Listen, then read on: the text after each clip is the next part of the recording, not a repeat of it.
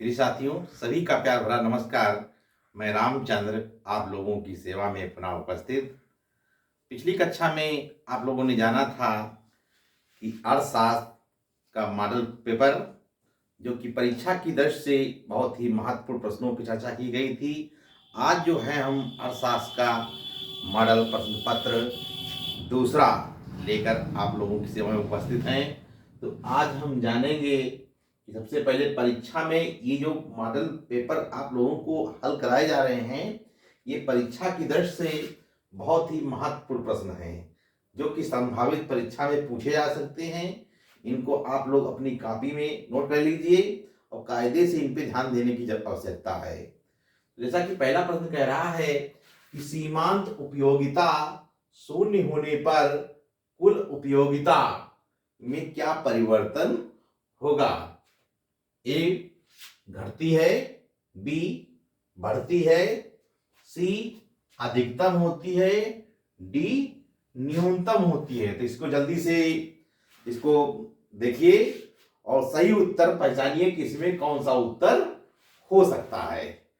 ध्यान दीजिए, तो इसमें क्या होगा, सीमांत उपयोगिता शून्य होने पर कुल उपयोगिता ऐसी होगी, तो कुल उपयोगिता जो है अधिकतम होगी, यानी इसका जो है सी वाला आंसर करेक्ट होगा। कौन सा, ये सी वाला उत्तर जो है इसका सही होगा। यानी सीमांत उपयोगिता शून्य होने पर कुल उपयोगिता कैसी होगी, अधिकतम होती है, यानी अधिकतम होती है,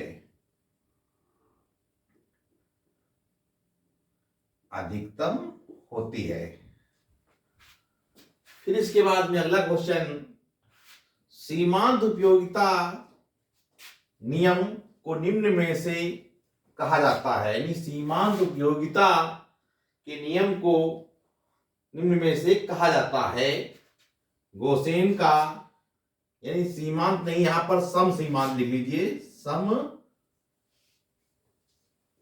सम सीमांत उपयोगिता नियम को निम्न में से कहा जाता है। यानी किसका नियम कहा जाता है, क्या ये गोसेन का प्रथम नियम है, बी गोसेन का द्वितीय नियम, सी गोसेन का तृतीय नियम, डी गोसेन का चतुर्थ नियम।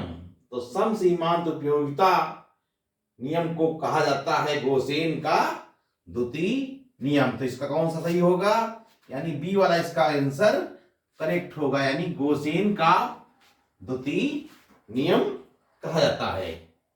फिर इसके बाद तीसरा क्वेश्चन, कच्चे माल पर व्यय है, कच्चे माल पर व्यय कौन सी लागत होगी, यानी क्या स्थिर लागत होगी, बी परिवर्तनशील लागत होगी, सी अवसर लागत होगी और डी वास्तविक लागत होगी। तो इसमें कौन सा उत्तर सही होगा, तो इसका उत्तर जो है बी वाला करेक्ट सही होगा, यानी परिवर्तनशील लागत। तो कच्चे माल पर किया गया व्यय कैसा होगा, बी वाला परिवर्तनशील लागत, यानी इसका उत्तर जो है कौन सा होगा, परिवर्तनशील लागत वाला उत्तर सही होगा। और इसमें क्या था, ये गोसेन का द्वितीय नियम था, इसका एक करेक्ट आंसर था। और इसमें क्या था, ये अधिकतम करेक्ट आंसर था।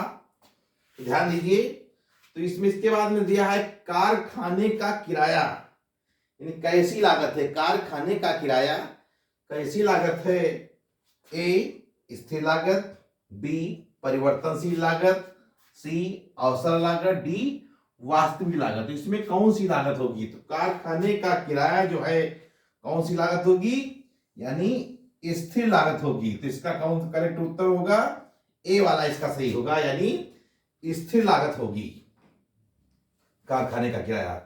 इसके बाद में अगला क्वेश्चन पांचवा, कौन सा वक्र यू आकार का नहीं है, यानी कौन सा वक्र जो है यू आकार का नहीं है, ए सी, बी ए बी सी और सी ए एफ सी और डी एम सी। तो कौन सा वक्र जो है यू आकार का नहीं है, तो इसमें जो है इसका करेक्ट उत्तर जो है सी वाला सही होगा, यानी ए एफ सी जो है ये जो है यू आकार का नहीं है वक्र।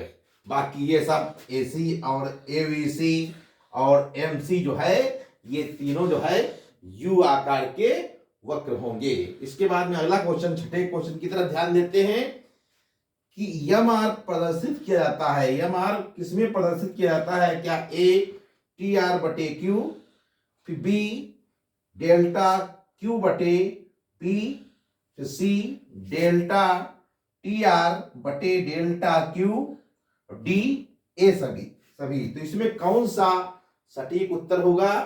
आप लोग पहचानिए इसमें कौन सा उत्तर सही होगा। तो इसका उत्तर जो है सही इसमें C वाला होगा, यानी C वाला होगा। क्या? डेल्टा TR बटे डेल्टा Q इसका करेक्ट उत्तर होगा। इसके बाद में प्रश्न नंबर 7 पे चर्चा करते हैं कि मजदूरी एवं श्रम की पूर्ति में संबंध कैसा होता है। मजदूरी और श्रम की पूर्ति में संबंध कैसा होता है? A विपरीत, B पहले प्रत्यक्ष फिर विपरीत, C कोई संबंध नहीं और D उपर्युक्त सभी असत्य हैं। तो इसमें इसका उत्तर क्या होगा? इसका उत्तर जो है कौन सा होगा?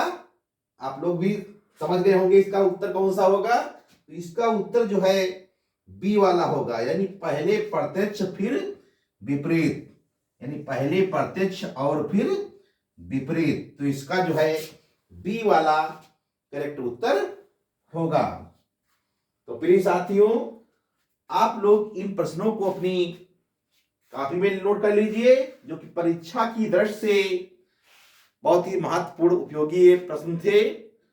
जैसा कि आप लोग परीक्षा का कार्यक्रम भी आप लोगों को मिल गया होगा, यानी यूपी बोर्ड के एग्जाम इंटरमीडिएट हाई स्कूल 18 फरवरी से प्रारंभ हो रहे हैं।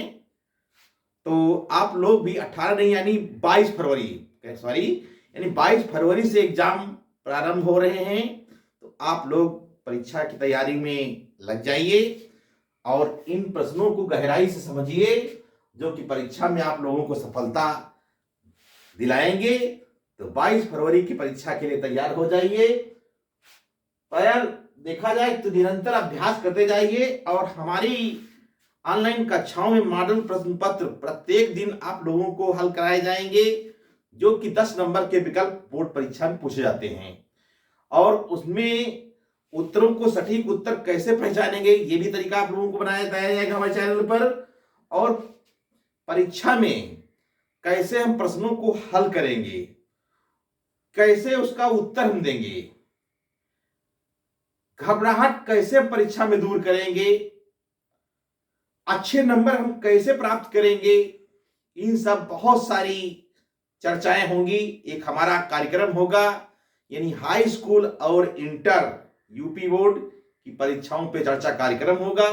उसमें आप लोगों को जो है अवगत कराया जाएगा, ताकि आप लोग जो है परीक्षा के भय से बिल्कुल मुक्त हो जाएं, एक आनंद प्रसन्न चित्त होकर के और परीक्षा दे सकें। तो प्रिय साथियों, हमारे चैनल को सब्सक्राइब करिए और लाइक करिए, शेयर करिए।